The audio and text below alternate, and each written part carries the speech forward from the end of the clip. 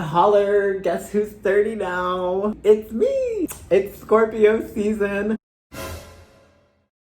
Welcome. Boop. So be careful, you don't want to get stung. Enough with the cheesy intro. Let's get on with today's request, a video on connected speech. That was a little much. That's a little forceful. If this is your first Teacher Mike ESL English Ho experience, my name is Mike and I'm an adorable little English teacher living here in Brazil trying to teach the children English. Trying. That's what you are, a beautiful, youthful child of the academy with great skin, trying to teach you people all about the great English language. Great's a strong word. Colonizing English, like no. A little testing here, a little grammar here, a little speaking here, and a bunch of other unrelated stuff here. Today we are going to compare some formal written English with the more informal, conversational, everyday spoken English, and then we'll talk about the differences. We'll analyze the differences. With the goal, how do I sound more like a fluent speaker of English? And this video is kind of a mix. Also, how do I understand fluent speakers of English? Because of course, you don't have to use everything I talk about. Sometimes it's good to just learn about what you're hearing commonly, often, all the time. And if you missed my first video on fluent speaking, actually, I think I've done like a few of these. They're just really random. If you missed my other video on fluent speaking, well, it's not far behind this one. So go check it out. Check out the more recent ones. I look better. Here's our agenda for today. The prepositions to and of. Then we're gonna do the deleted H. And finally, just for funsies, we're gonna talk about like. Common usage of the word like in English. So ready, set, go. All right, pop quiz. Pop quiz, what's my favorite color? Pop quiz, what's a preposition? Prepositions are those small little words that connect phrases together. Sometimes they tell location, I am in my house. Sometimes they tell us time, my flight is at 1 p.m. But most of the time they're random and they follow certain verbs or nouns, and we just have to get used to them. It's difficult to communicate with her sometimes. In conversational English, the to and the of often get reduced, or they change into the sound, dropping the t and dropping the f. For example, of. I think one of my friends is mad at me. I mean, I just slept with her boyfriend. Like, sharing is caring. One of my friends becomes one of my friends. One of my friends, one of my friends. There's a lot of people at this party. No, I'm gonna go. No, you have fun. No, baby girl, keep your dress on. Yeah. There's a lot of people becomes there's a lot of people. A lot of people, a lot of people. Here's a nice little list that I found online. It's got some of the combinations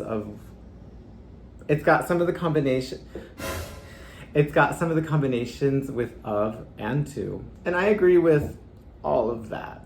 And then there's to. Now I feel like we already know about this one, but just to remind you, we don't really pronounce the preposition to very clearly. Now the adverb to, that's a different story. I love hot dogs too. But the preposition usually just becomes t or d. For example, I wanted to check out that new movie. You don't even hear it. Where is she? It kind of becomes, I wanted to check, or I wanted to, like, you make the shape with your tongue, but sometimes sound doesn't even come out.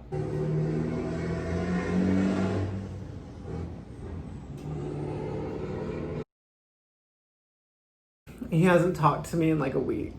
It's fine. He hasn't talked to me in like a week.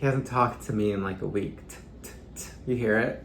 Or do you not hear it? And here's another cute little list.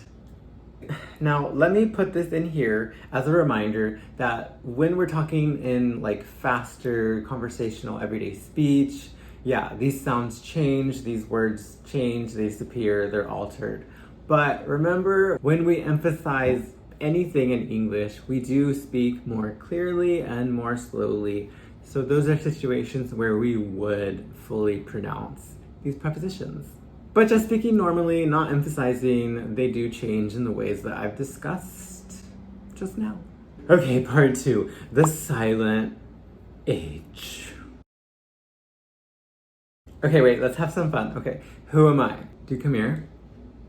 What you looking at me for? Dude, shut up. I'm Rosa, the TikToker, duh. Anyways, that is a great example of the silent H in the word here. Come here. Come here. Come here. We don't hear the H, right? The biggest example of this is pronouns. We don't really pronounce the H in our pronouns like give her some help. Give her some help. Give her the toy. Give her the toy. I feel like we've talked about pronouns in a video before, so here it is again.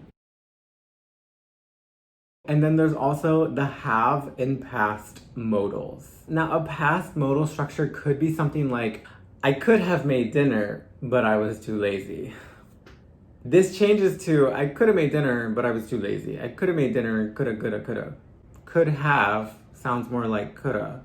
I should have studied more, but I didn't. I should have studied more, but I didn't. I would have called you, but I don't like you. How dare you? Now, I think instead of labeling past modals as the silent H, we could say it's more like contractions in conversation. We could also say it's related to conditionals. Well, I think it's all related, so we'll leave it here. I'm gonna do a separate video on conditionals and reduced speech anyways. Okay, and finally, part 3, just for funsies, like. She just kept calling me and I was like, Moana, why are you so obsessed with me? If you hang around Americans enough, you will hear this eventually and maybe all the time. It depends on who you hang out with. Can you imagine if I actually had long hair? I would never stop playing with it.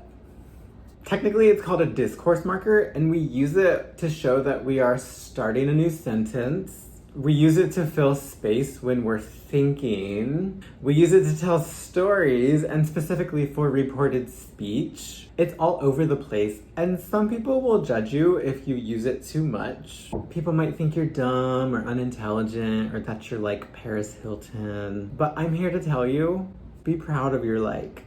Because like, I think you're super smart. Boop. No, really, it is super common though, and you will hear it. You don't have to use it, but I think you will hear it. So the more you know. It's not like one definite thing. It has lots of purposes. It has lots of uses. Like, who doesn't love a good Caesar salad? What time is your piano recital? I think it's like 1 p.m. Yeah, and after dinner, Marco was like, baby, will you be my girlfriend? And I was like, as if. Okay, I think that's it. That was great. That was fun. So let's do more of that. And in the meantime, keep practicing your spoken English. Talk to yourself. Talk to the mirror. Talk to your dog. I don't know. Talk to me. Something I tell my students to do all the time is just like practice speaking quickly, you know, because sometimes it's hard to get the words out of your mouth, but just, you know, playing around with it, it does help. That's what I do with Portuguese. I'll like talk to myself in Portuguese, trying to say things that I wanted to say but failed at saying. I'll say these sentences while I'm cooking or cleaning or working or whatever, and it's fun. It helps my mouth get used to these sounds. Whatever you do, don't give up. And on that note, I will see you guys next time. Stay cool, stay hot, stay amazing, and keep studying. I will see you guys next time. Take care and